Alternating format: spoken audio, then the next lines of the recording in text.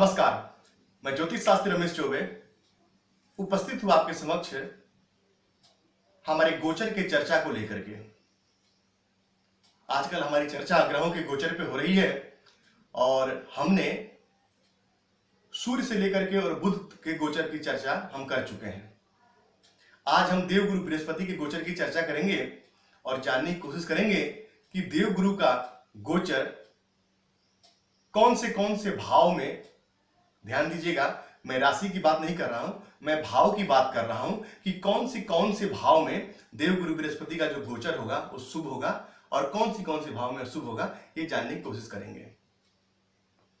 तो आइए चलते हैं। तो देखिए, मैंने एक लग्न कुंडली बना रखा है और यहां जो चंद्रमा है जन्मकालीन, उसको मैंने लग्न में रख दिया और आपको समझाने के लिए इसी ग्रहों की स्थितियों को मैंने वैसे के वैसे यहां पे लिख दिया। तो यहां पे जो 9 नंबर जहां लिखा है वो लग्न में आ गया और चंद्र गोचर के हिसाब से हमने बना दिया। अब आइए आपको बताने की कोशिश करता हूं कि कौन से भाव में बृहस्पति जो है वो शुभ फल प्रदान करते हैं जब गोचर में आते हैं। तो देखिए, जब बृहस्पति कुंडली के दूसरे भाव में आए, जब कुंडली के पंचम भाव में आए, जब सप्तम भाव में आते हैं, नवम में आते हैं और एकादश में आते हैं, तो शुभ फल प्रदान करते हैं यहाँ बृहस्पति। यहाँ देवगुरु बृहस्पति का शुभ फल समझना चाहिए। दूसरे में, पांचवें में, सातवें में, नौवें में और 11वें में तो सभी ग्रह शुभ फल प्रदान करते हैं। वहीं यदि देवगुरु बृहस्पति कुंडली के तीसरे भाव में आए, चौथे भाव में हो, छठे भाव में हो, अष्टम भाव में हो, दसम भाव में हो और 12वें भाव में हो, यानी कि यहां हो, यहां पे, यहां पे, यहां पे, यहां पे और यहां पे, देवगुरु बृहस्पति जो है वो शुभ फल प्रदान नहीं करते हैं। ये गोचर इनका अच्छा नहीं माना गया है। अब सबसे पहले जानने की आवश्यकता है कि देवगुरु बृहस्पति जो है वो है कौन। तो देवगुरु बृहस्पति जो है वो संतान के कारक हैं। देवगुरु जो है वो शिक्षा के कारक हैं। स्त्री की कुंडली में उसके पति के कारक हैं। तो जब वो इन भावों से गोचर करेंगे, इस जातक के लिए, देखिए हर राशि के जातक के लिए अलग अलग प्रकार से फल प्रदान करेंगे। जैसे कि यहाँ लग्न में 8 नंबर की संख्या हो सकती है, 10 नंबर की संख्या हो सकती है। तो चंद्रमा जिस भी राशि में बैठे हो तो अलग अलग जातक के लिए वो अलग अलग फल प्रदान करेंगे।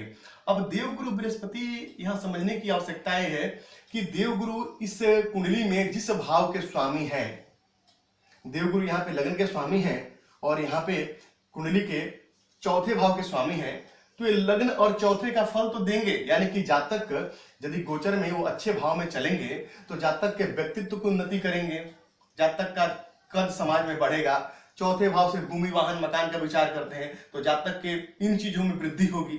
लेकिन साथ ही साथ जो ग्रह जिसका कारकत्व लेके रखता है, जो ग्रह जिस चीज का कारक है, उसका भी फल देने के लिए वो बाध्य है, उसका भी फल वो देता है। तो मैं आपको बताया कि बृहस्पति जो है संतान के कारक है, धन के कारक है, स्त्री के कुंडली में पति के कारक है। तो जब हमारे पास जब प्रश्न आता है या किसी की ज्योतिषी के पास जब प्रश्न आता है और उम्र का पड़ाव जब काफी ज्यादा हो जाए, तो हम दशाओं के हिसाब से देखते हैं, साथ ही साथ हम जो गोचरीय हिसाब से भी देखते हैं कि बृहस्पति का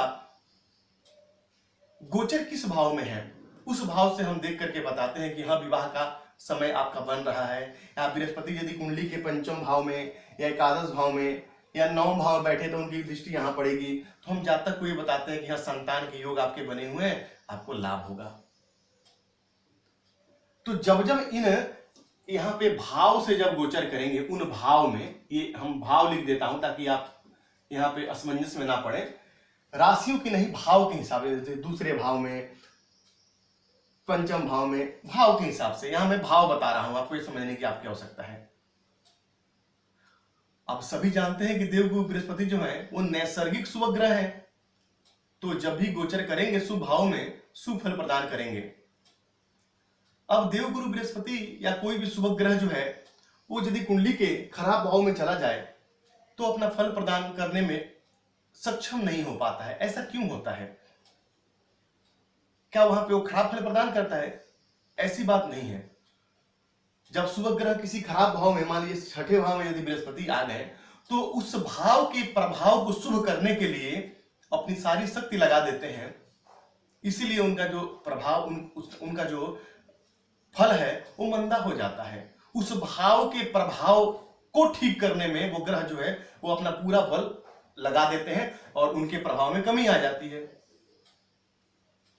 तो शुभ ग्रह का गोचर शुभ भाव में हो तो निस्संदेह उनके कारक भाव में हो। जैसे बृहस्पति का आपको बताया मैंने 2, 5, 7, 9 और 11, तो शुभ फल प्रदान करने के लिए वो बाध्य शुभ फल प्रदान करेंगे। अब मान लीजिए यहाँ पे जातक कुंडली के 12वें भाव में यहाँ बृहस्पति का गोचर है, तो बृहस्पति इसके लिए शुभ फल प्रदान नहीं करेंगे। इसको समस्या आएगी, इसका व्यय बढ़ा रहेगा, इसके पारिवारिक सुखों में समस्या आएगी। व्यय तो होगा क्योंकि यहां से बृहस्पति की 1, 2, 3, 4, 5 की दृष्टि खुद के भाव पे पड़ेगा। तो बृहस्पति क्या करेंगे? व्यय तो करवाएंगे, लेकिन कैसे? तो शुभ कार्यों में व्यय करवाएंगे। जातक शुभ कार्य में, मांगलिक कार्यों में व्यय करेगा, भूमि वाहन इत्यादि पे व्यय करेगा। अब लेना होगा यदि उसको 5 लाख की गाड़ी, तो उस समय वो ले लेगा 10 लाख की गाड़ी। क्यों? क्योंकि अधिक व्यय होगा, बिना मतलब का व्यय होगा। शुभ कार्यों में व्यय तो होगा लेकिन अत्यधिक व्यय, ज्यादा व्यय हो जाएगा। तो यह हम जातक को सावधान होने के लिए कहते हैं। अब यहां से 12वें भाव में, क्योंकि इस भाव और इस भाव के स्वामी तो 12वें भाव में बैठेंगे, तो जातक के विदेश यात्रा के योग बनाएंगे। हो सकता है जातक अपने घर से कहीं दूर जाए। तो इन सब चीजों को हम ऐसे करके देखते हैं। वहीं कुंडली के धन भाव में गोचर करें तो धन देंगे। अब आप कहेंगे यहाँ पे तो नीच के हो जाएंगे। हाँ, नीच के हो जाएंगे, लेकिन फिर भी कोई ग्रह नीच का भी हो और अपने कारकत्व भाव में बैठे, तो आपको ये देखना है कि कौन से भाव में बैठा है। कारक भाव में बैठा हुआ ग्रह जो है वो कभी खराब फल प्रदान नहीं करता है। वो अपने कारक भाव में बैठा हो, नीच का भी बैठा हो, और मान लीजिए यदि यहाँ पे नीच भंग हो गया, तो ये शनि की दृष्टि पड़ गई उन पे, तो नीच भंग हो जाएगा, वैसे में ग्रहों का शुभ फल मिलेगा। तो नीचत्व की तरफ मत जाइए। एक कुंडली का विश्लेषण करने के लिए सिर्फ एक बिंदु का रख के हम विश्लेषण नहीं कर सकते हैं। इसके आगे अष्टक वर्ग आएगा, सर्वाष्टक वर्ग आएगा, वहां पे और भी चीजें आपको सीखने को मिलेगी। तो हम किसी भी ग्रह के स्थिति को जब तक संपूर्ण रूप से न समझ ले तब तक हम उसके फलादेश नहीं कर सकते हैं। तो एक सामान्य ज्योतिष का नियम है जो मैं आपको बता रहा हूं कि कौन से भाव में अच्छा फल प्रदान करेंगे और कौन से भाव में खराब फल प्रदान करेंगे। उसके बाद ग्रहों की दृष्टि है, युति है, वहां पे अष्टक वर्ग में कितने बिंदु वहां पे प्राप्त हुए हैं, इत्यादि इत्यादि। तो ज्योतिष को एक बार में समझना यदि आसान होता तो सभी ज्योतिषी होते हैं।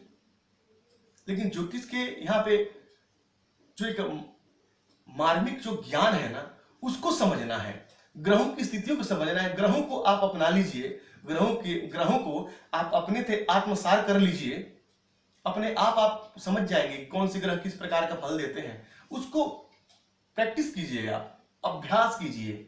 मैं बार बार कहता हूं कि बिना अभ्यास किए 2, 4, 10, 20, 25, 50 कुंडलियों पे अप्लाई करके देखिए, तब जाकर के आप बेहतर ढंग से किसी भी ग्रह की स्थिति को या गोचर के फल इत्यादि को देखने में सक्षम हो जाएंगे।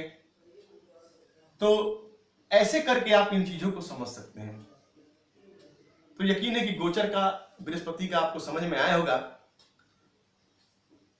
तो आपका दिन मंगलमय हो, इसी मंगल कामना के साथ में नमस्कार।